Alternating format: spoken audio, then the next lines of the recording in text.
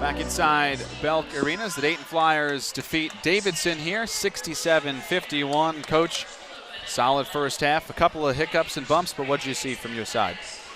We have a problem being consistent. We start to sub, and our effort level goes down, and our intensity level drops, and we don't pay attention to details. And it was a win, but it's not a win that we feel really great about.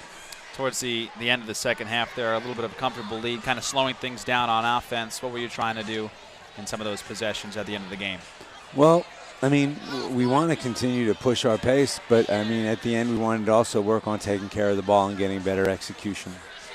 Talk about some of the turnovers that we saw. Some of those were aggressive, though, trying to get to Seisho or Jody down low, and some passes might have been not on the same page. But could you say some of those turnovers might have been a little bit more aggressive?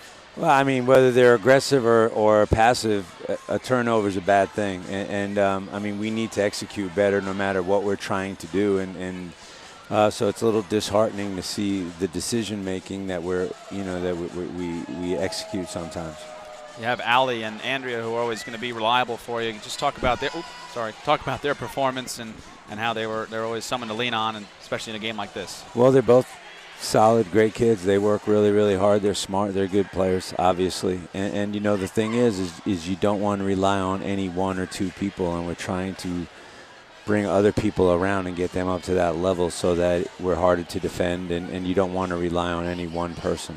Coach, thanks a lot. Hey, appreciate thank you. the time. Thank you. We'll now speak with Ally Malott, who is just going to slide over in the chair here. And Ally, you're our player of the game here, 20 points, and I guess you could say a quiet second half. You had 5 points, but 15 in the first half. Just talk about the first couple of possessions for you. First 4 points for Dayton. You hit some threes. What were you feeling today?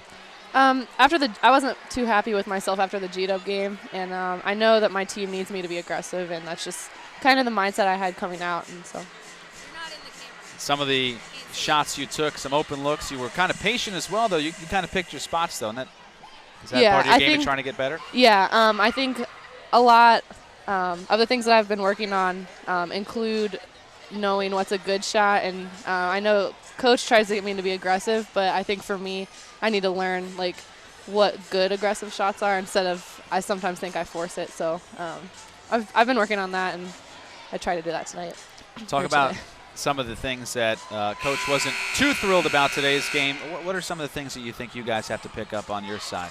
I think our energy was pretty low today. I don't know if it was because it was kind of an earlier game or if we're tired or what, but I think when we play with energy, I think a lot of the other things like kind of fall into place, and I think that was kind of stagnant. We were kind of stagnant today in places. Then also we have to clean up the turnovers too.